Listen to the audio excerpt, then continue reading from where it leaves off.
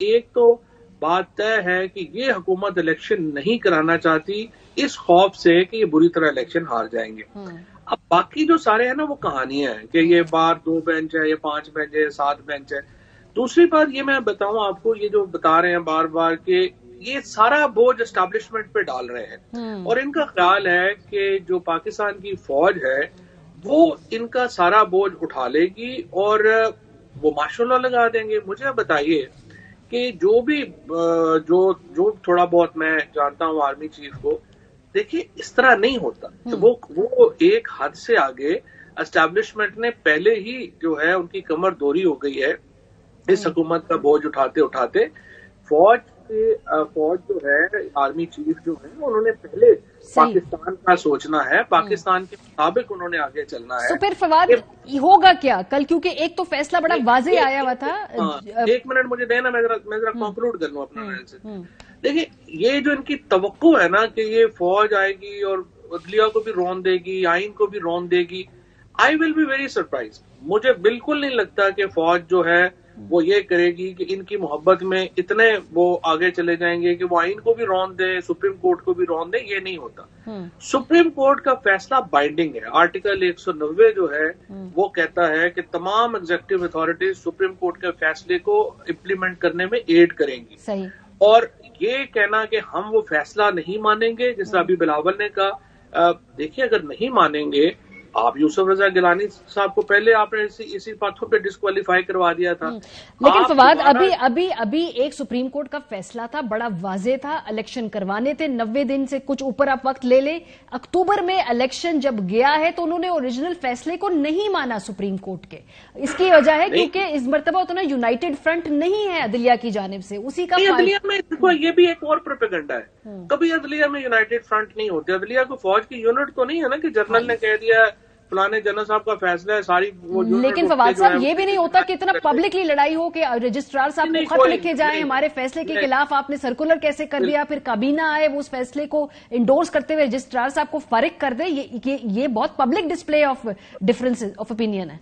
नहीं, कोई ऐसी बात नहीं है पब्लिक डिस्प्ले। अमेरिका में जजमेंट्स जो हैं वो कोई जजमेंट मुझे उठा के बता दें जो 5-4 के अलावा हुई हो, और जो जजेस हैं वो बड़ा ओपन आपस में जो है वो कॉन्फ्लिक्ट करते हैं। बड़ी दफा उनकी लड़ाइयां हुई हैं, यूके में इस तरह हुआ है, बाकी दुनिया में कोई अनहोनी बात नहीं है। क्योंकि ये जजेस जो हैं ये डाइवर्सिटी के फॉर्म में, अभी हर जज अपनी जजमेंट लिखता है, अपनी रीजन देता है और उसी में डाइवर्सिटी आती है। लॉ फ्लेक्सिबल उसी से होता है जब जजेस की मुख्तलिफ सोच जो है इकट्ठी होती है। लेकिन ये ओवरलैपिंग जजमेंट्स आ रही हैं, एक इशू के ऊपर 2 मुख्तलिफ पैरेलल जजमेंट्स आ रही हैं। आई है सो वोटों के हवाले से आई है अभी। नहीं, इस मामले में तो बिल्कुल क्लैरिटी है। आज जो चीफ जस्टिस साहब ने जब अटॉर्नी जनरल को कहा कि आप कह रहे हैं कि ये बेंच, वो पिछला बेंच जो था उसको भी साथ मिला के पढ़ाया जाए, तो आप पहले 27 तारीख का मुझे ऑर्डर पढ़ के दें। और 27 तारीख का ऑर्डर जो है उसको 9 के 9 जजेस ने साइन किया हुआ है, जिसमें उन्होंने चीफ जस्टिस को कहा है कि आप नया बेंच बनाएं।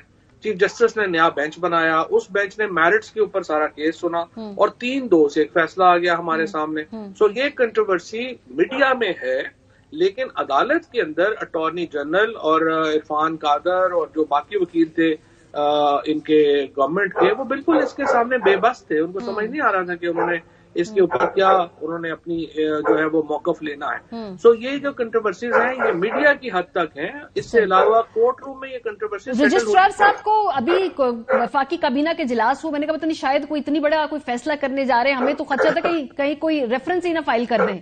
हम तो उसकी तैयारी करके बैठे थे, वो पता चला जी रजिस्ट्रार साहब को फारिग कर दिए। टेक्निकली और कानूनी तौर पे क्या काबीना के पास इस्तेकाक है कि वो रजिस्ट्रार साहब की खिदमात जो हैं वो वापस कर सके विफाक को या उनको हटा सके? देखिए जो रूल 12 है 2015 सुप्रीम कोर्ट रूल्स का, वो तो वाज़ेह तौर पे बताता है कि रजिस्ट्रार को रिलीव करना, लगाना, ये तो चीफ जस्टिस का फंक्शन है। हुकूमत उसको रेगुलेट नहीं कर सकती है। लेकिन फ्रेंकली ये कोई इतनी अहम बात ही नहीं है। अगर चीफ जस्टिस रजिस्ट्रार चला जाएगा वो किसी और अपने सुप्रीम कोर्ट के ऑफिसर को वो चार्ज दे देंगे।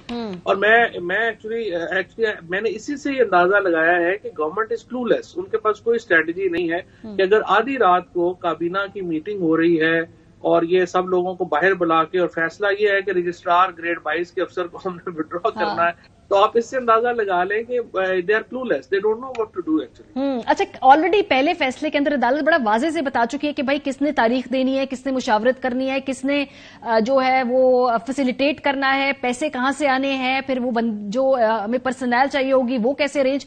पिछले फैसले में बड़ी right down to the final detail बताया गया था। अब कल जो फैसला आएगा उसमें और क्या एडिशन हो सकती है, उसमें और क्या फाइन ट्यून किया जा सकता है, या क्या कोई सख्ती से इंप्लीमेंट करने के लिए कुछ और शराइत, कुछ और कड़ी सजाएं तजवीज की जा सकती है, क्योंकि ऑलरेडी वो फैसला बहुत क्लियर है, उसमें क्या और इंप्रूवमेंट होगी? नहीं, मेरा यह ख्याल है कि एक इम्प्लीमेंटेशन बेंच अगर सुप्रीम कोर्ट कॉन्स्टिट्यूट करे, जिस तरह से इन्होंने पहले पनामा के केस में किया था, जो कि एक डेली की बुनियाद के ऊपर जो इलेक्शन कमीशन है और बाकी इदारे हैं उनसे रिपोर्ट मिले कि किस तरह से सुप्रीम कोर्ट के फैसले की इम्प्लीमेंटेशन हो रही है, तो तभी ये मामला जो है वो आगे चलेगा। और अगर वो ये समझें कि वफाकी हुकूमत या सूबाई हुकूमत ताउन नहीं कर रही है, तो वो फिर उनके खिलाफ आर्टिकल 204 में प्रोसीड कर सकते। तौहीन अदालत के हवाले से आपको लगता है कि इस हद तक मामला नहीं जाएगा, खासतौर पर इस वक्त जो एक पूरा माहौल है, पार्लियामेंट से तकारीर हो रही हैं अदलिया के खिलाफ, अदलिया के अंदर भी रिमार्क्स जो हो रहे हैं उसको पार्लियामेंट समझती है कि भाई ये डायरेक्टली हमारे मामलात के अंदर मदाखलत की जा रही है, तो इस माहौल में आपको लगता है कि यूसुफ रजा गिलानी साहब के केस के कॉन्टेक्स्ट में उधर तक तो बात नहीं जा सकती, उससे पहले ही मामला जो है हल हो जाएगा, या कोई और तरीकाकार होगा? नहीं, मुझे लगता है कि ये एक सोच यही हो सकती है जो मैं मतलब एनालाइज ही कर सकता हूँ। मुझे ये लगता है कि शायद इनकी सोच ये है कि अगर हम जुडिशरी से लड़के निकलेंगे तो हम कहेंगे कि हम सियासी शहीद हो गए हैं। ये एक और अहमकाना बात होगी, और जिस तरह से जो कॉन्टिन्यूस गलतियां नवाज शरीफ और ये पीडीएम कर रही है, ये उसकी एक और इजहार होगा कि सिर्फ जुडिशरी को या जजेस को आप उनको गालियां निकालने से अगर आप समझते हैं कि आपका बयानिया ठीक हो जाएगा, ये बड़ी आपकी गलत फहमी है। आपने इतना बड़ा पहले एक नैरेटिव बनाया, वोट को इज्जत दो, उसके ऊपर आपने पूरा मेरा ख्याल है 2 साल आपने इस पे कैंपेन की, 2-2.5 साल, और उसके बाद जो है आप एस्टैब्लिश जिद कर रहे हैं कि एस्टैब्लिशमेंट फीड, और वही जो है नामजदगियों के ऊपर जो है वो हम हुकूमतें करते जाए। देखें, ये पॉसिबल नहीं है। पाकिस्तान के आइन की बुनियाद, अगर आप बिस्मिल्लाह रहमान रहीम के बाद पहली लाइन ये है कि sovereignty belongs to Allah almighty, और उसको इस्तेमाल करेंगे chosen representative of people of Pakistan. अगर चोजन रिप्रेजेंटेटिव नहीं है, मुंतखब नुमाइंदे नहीं है, आइन हमारे उस रियासत को ही तस्लीम नहीं करता। तो अगर आप आइन को उठा के सवाए मार्शल लॉ लगाए जाने के, जिसका मैंने आपको पहले बता दिया कि मैं I will be very surprise अगर फौज इतना बोझ उठाए इनका कि वो लेकिन हुकूमत भी किसी तरीके से उनकी, अगर आप टोन देखें, आज तकारीर देखें पार्लियामेंट के अंदर, मरीम बीबी की ट्वीट्स देखें, उन्होंने कहा 2018 नहीं है, अब हम आराम से बैठ के फैसले नहीं एक्सेप्ट कर लेंगे, अब वो वाले पुराने वाले जो हम कंप्लायंस नहीं करेंगे जो पहले अदलिया के साथ हम किया करते थे। तो ठीक है, आपने एक्चुअली बड़ी अच्छी बात की है। आपने भी कहा है कि ये जो माहौल है आपको यूसुफ रजा गिलानी साहब के दौर का जो है वो लग रहा है, और आप उठा के देखें एग्जैक्टली उस वक्त भी यही हो रहा था, और सारे जो बयान थे, चीजें थी, वो यही हो रही थी, और आखिर में इनको गिलानी साहब जो है वो कन्विक्ट हो गए, और अल्लाह खैर सल्लाह वो खत भी लिखा गया, और वो सब कुछ जो है वो फिर करना पड़ा। सिर्फ ये है कि तो शहबाज शरीफ साहब यानी कि अपनी खैर बनाएं और देखिए अपने इर्द गिर्द पार्टी के अंदर की प्लान क्या है। अब इनका फैसला सिर्फ एक ही है कि 100 प्याज खाने हैं या 100 जूते खाने हैं या दोनों खाने हैं। इन 3 ऑप्शंस में से एक ऑप्शन इन्होंने इस्तेमाल किया। बहुत शुक्रिया, फवाद चौधरी साहब हमारे साथ मौजूद थे।